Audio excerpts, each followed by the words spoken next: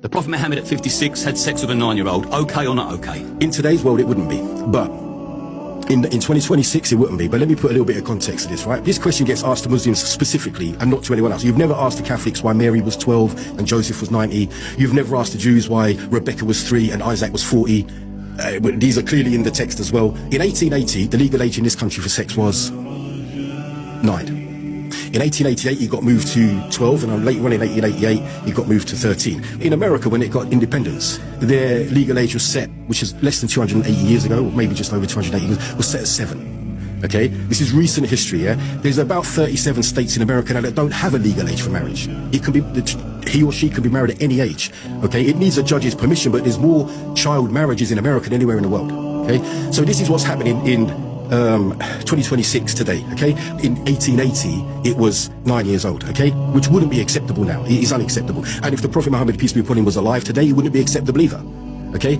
It wouldn't be allowed to do it now. And if you go to most Muslim countries around the world, all right, you might say Afghanistan or something like that, but most Muslim countries with a government, the legal age for sex and marriage is what? 18, I believe. It's 18, okay? And if you ask most Muslims today, they'll give you the same answer. Yeah, 18. So there's 3 criteria that need to be met before you can be married in Islam, okay? One is physical.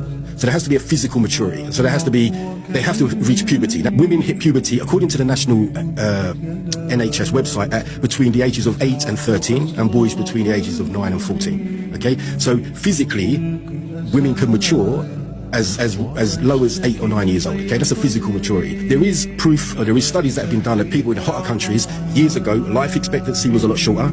So people was living to their 30s, possibly 40s, okay? Life was harder, so people had to grow up physically quicker and mentally quicker. Mentally, there's another criteria. There has to be mental maturity. So that person, he or she getting married, has to have the mental maturity to know what they're doing. Where was she at the physical mental status at 9? The physical, she would have been mature. Otherwise, why didn't he marry her at conjugate at 6?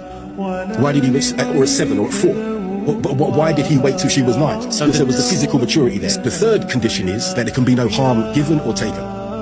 I can't give harm or receive harm in a marriage or in any situation for that matter, okay? So we know that she never, actually she lived for decades after the Prophet, peace be upon him, died, and she never once complained. She never once said, I was too young, it was trauma, I should have waited. She was always happy about the marriage, okay? So the physical was met, the mental was definitely met, and there was no harm done because there was never any trauma or complaint of trauma.